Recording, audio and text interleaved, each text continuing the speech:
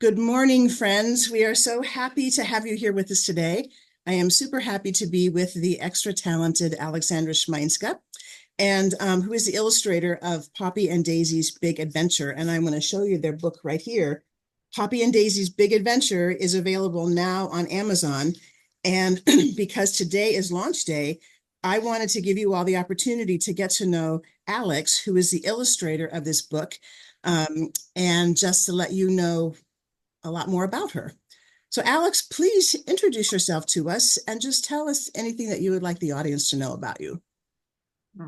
Thank you for inviting me to do this interview.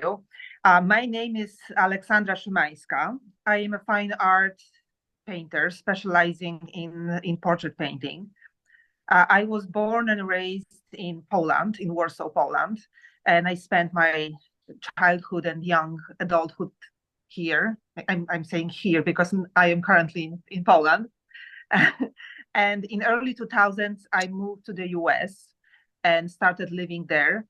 And I lived there for about 15 years. And now I partially moved back to Poland. And now I share my time between Poland and the US.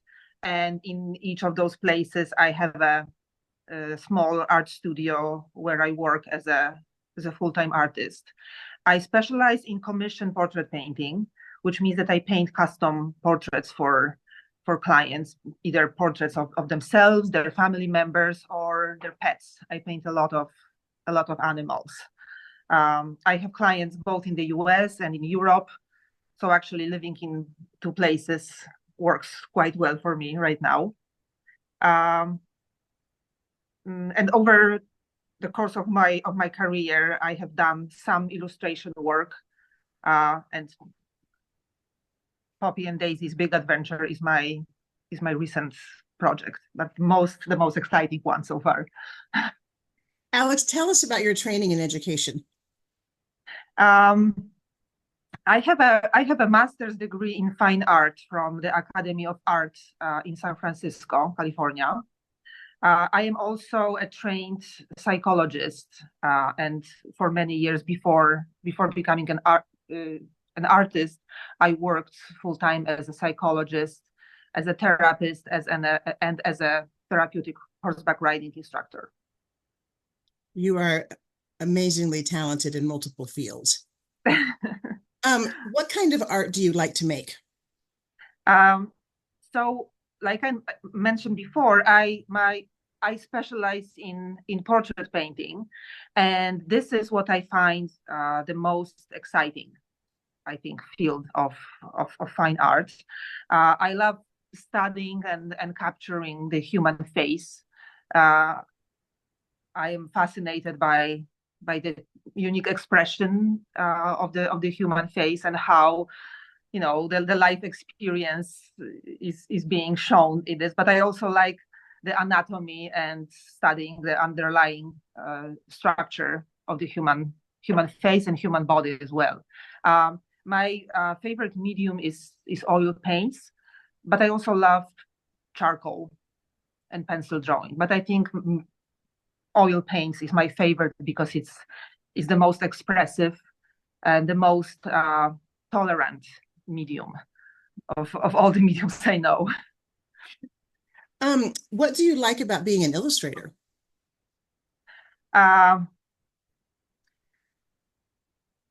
So it's hard because illustration is so different than oil painting. But I think what I love the most about it is the creative aspect of it. On one hand, the storyline provides the guidelines and also limits the creativity a little bit, but at the same time, there's a lot of room for like interpretation. The text, the script can be depicted in so many ways, and choosing the right one is very exciting. Designing the characters, designing their surroundings, the world they live in. It feels a little bit like creating a new world, sort of. Also in case of a children's book, trying to figure out what will be what visual language will be understandable and relatable to a child reader is also very exciting. Trying to kind of get into the child's mind and figure out what they will respond to best. So I would say these are my favorite aspects of the illustration. Very cool. So what is your background in working with animals? I have always loved horses, and horses have always been my passion. I also liked drawing horses and sketching them as a child, and I grew up riding horses as a hobby as a child. And then when I was older, when I was in high school and in college, I worked at several horseback riding facilities, like taking care of horses, cleaning stalls, but also helping train horses when I gained some riding experience. And then as part of my career in psychology, I worked as a psychologist and a therapeutic riding instructor at horse-assisted therapy programs, first in Warsaw, Poland, and then in California at Dream Power Horsemanship. I worked there as a therapeutic riding instructor. And we appreciate your contributions there very much. Alex, I happen to know that your art has won several awards. Can you tell us about the awards that your art has won? Yes. So I think my biggest award was in 2016. I submitted 2 paintings to a student, like art student showcase organized by the Young Museum in San Francisco, California. And one of those 2 paintings got the first place. The second painting got I think it's called recognition, and part of that recognition was being featured at some other art show also in San Francisco. And my second award was a year later in San Francisco. My school, the Academy of Art University, every year organizes a students' art show, and one of my paintings got a second place. So congratulations. That's it. Thank you. I know that the art field is very competitive, and there are many artists out there. So those awards are very significant. So congratulations. Oh, thank you. Thank you. I was very proud, especially because I was still a student and didn't achieve much at that time. So it was pretty amazing and encouraging. Very cool. So then following questions are questions that people online were interested in learning about the illustration process. So these are various questions that online readers suggested. And so I'm hoping that I'm interpreting them the way that they were intended, but we'll just give it a go. So the first question is, approximately how many rough drafts of illustrations are done per book? Okay. I thought about this long and hard, because I try to record my process of illustrating the book, and it's actually hard to answer because some pages are harder to design than others. But I would say on average it's about 5 or 6 sketches per image, per page, and the whole each page begins with a like a vague idea in my head, and then by doing several sketches by hand, I would get closer and closer to what I wanted it to look like. Like being a visual, having visual imagination, is very hard for me to plan anything in my head. But as I put it in paper, I start seeing it and developing the image, and then after doing several drawings by hand, I do a final draft in a computer using a computer program called Photoshop. And during this final drawing, I make final decisions on the placement of each element, overall composition, the color scheme, and then those digital drafts are sent to the author for the final approval. And this is where I would say the design stage and the rough sketches stage ends, and after that I can actually begin illustrating. And I do, although I design partially in the computer, the illustrations are done by hand in my case. Which is amazing. Which leads us right into the next question, which was, how often are collaborations with authors done before the illustrations are finalized? So I think it depends on the project, but in case of the Poppy and Daisy's big adventure, the author gave me a lot of creative freedom, and but there was still a lot of back and forth and a lot of collaboration between us during the design stage. And since Poppy and Daisy's story is based on true events, we wanted certain aspects of that story to be portrayed the way they really happened.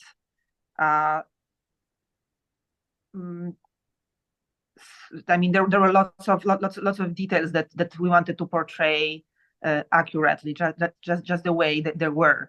So this would require a lot of me reaching out to the author and asking, so how exactly was this done? Like, for example, there's a scene when the ponies get vaccinated, and I know that in case of grown-up horses, the vaccinations are usually given through the shot in the neck.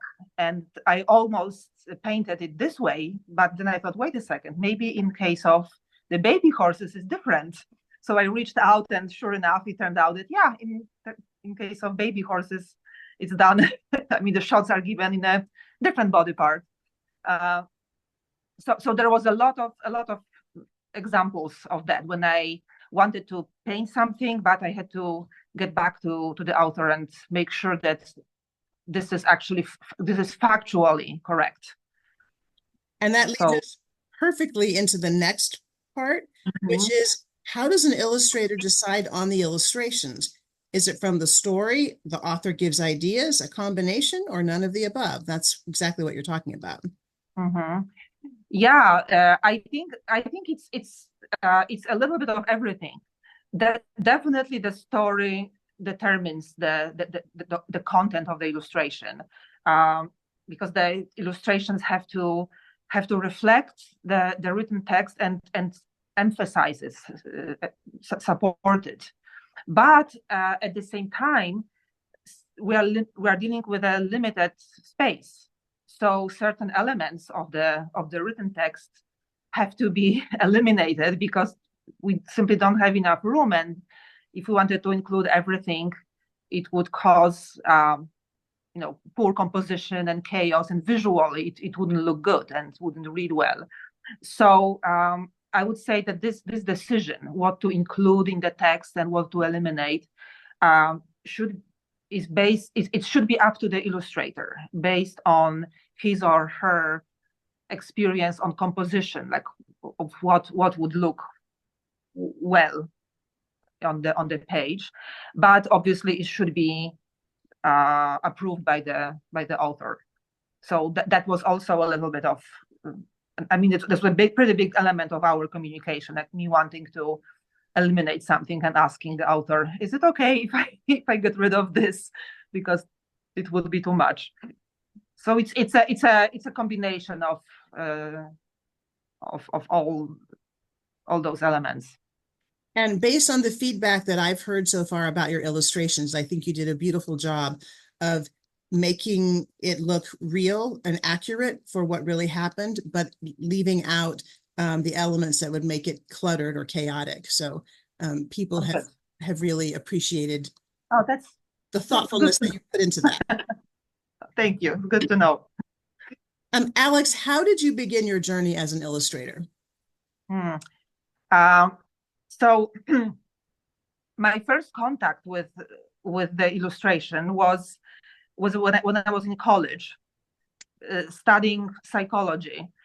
Before I mean, going back since early childhood, I always liked to draw and sketch and paint, but there was no purpose behind it. It was a pure pleasure and method of relaxation for me. But when I was in college, studying psychology, I was an intern at a therapy center for children with autism and their families. And my assignment there was to be a tutor for a young boy with autism who couldn't follow the school program if it wasn't accompanied by visual cues. So he was very smart and he could acquire a lot of knowledge, but it had to be supported by visual images. So he actually had several volunteers, and each one of us covered a certain subject. Well, I was in charge of biology.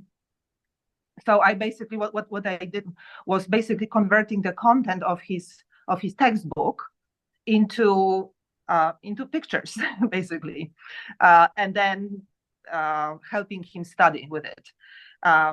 So I think this was when I first realized how fun drawing and painting can be when it has a purpose that is related to other people, helping them achieve some goals and overall well-being. Because he not only he followed that program faster, and he learned quickly. So I had to paint very quickly as well to catch up with him. So my drawing skills actually improved a lot during the time. But also I could see how enjoyable it was for him. Like he was very motivated, and he would greet me, with open arms every time, because he had a lot of fun looking and studying those drawings. So I think that's when I realized that illustration is not just fun and can be a good source of income, but that this actually can be, a form of service to community. So that's how it started, and then encouraged by that experience, I illustrated several educational aids for children with learning or sensory disabilities to either help them learn or help them communicate. For example, I designed a pictorial catalog. It was back when I was still working in Poland at the therapeutic writing program. I designed a visual dictionary of horse-assisted activities. So children who couldn't communicate verbally could express their needs, like what they want to do, what they don't want to do with horses, by just pointing at those images. So this improved, sessions of many therapists at our program. So that was my the beginning of my adventure with illustration. That's very cool, and that leads us right into the next question, which is, what do you hope parents and kids will get from your illustrations? I would say I want them to be intrigued by the story of Poppy and Daisy, and I want them to be curious and intrigued by the horse's nature. I want them to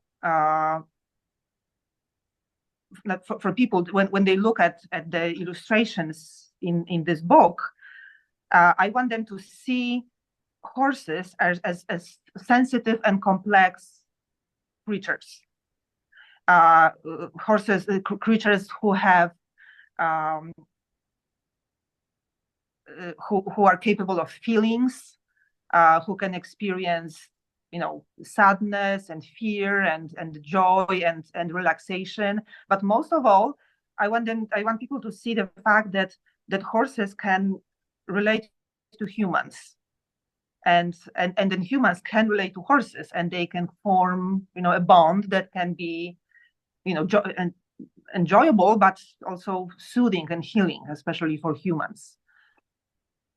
Very cool. So basically, that's that's how I understand the message of the book that the author wanted to express. So I thought that illustrations should be should support this message and sort of like emphasize it.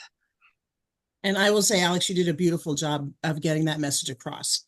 And I have had feedback from people who talked about how you could clearly see the relationships between the horses and between the horses and people in the book. So thank you very much for doing that.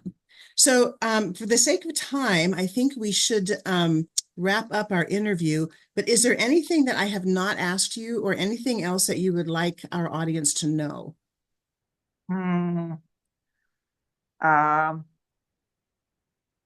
Let me think.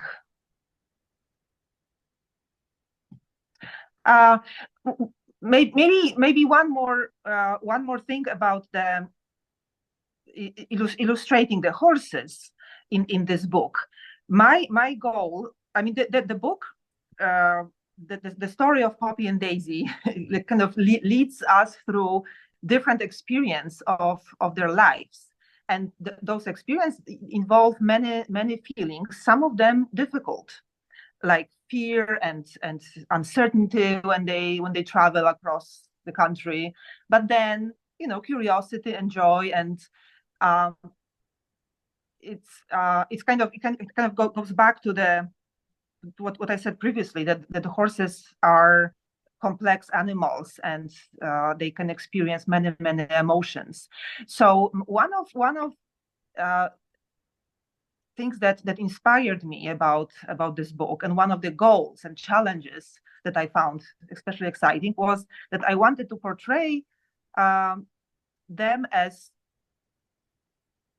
expressing emotions using horses' body language, because I feel there's so many children's books where animals communicate how they feel using human expression, like human facial expression, and horses don't act that way. They express their feelings using the whole body. So when I read the book, when I read the script, I thought, oh my god, this would be so much fun to show this expression that is typical for horses, and introduce it to people without using human expression as a crutch, sort of. That horses' feelings can be, the horses are very expressive animals. We just have to learn to see it and express it. So I thought it would be an exciting challenge to, and at least I was striving for this. And your combination of horse experience and being a lifelong horse woman, as well as being a talented artist, allowed you to do that beautifully, where the horse's body language is true to horses. A horse person will pick up the book and recognize the body language of the horse. And so unlike in some movies where that the horsemanship aspects of the movie make you cringe, and in the book it's accurate, so that the body language of the ponies is accurate for how horses and ponies actually move and communicate. So that you did a really nice job of that. Thank you. Alex, how can people get a hold of you? How can they connect with you?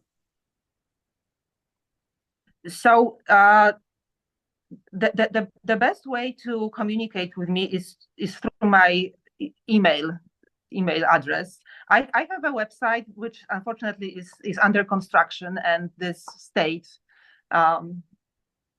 is dangerously prolonged, but I will get there. I will have a new website. But for now, I invite everybody to email me. And do you want to contact me? Give us that email? Do you want to give us the email? Yeah. Should I give it now? Yeah, just say it out loud. Okay, so my email is ola3200@yahoo.com. OLA3200@yahoo.com. And I I will also add have that. I'll add that in the description, but go ahead.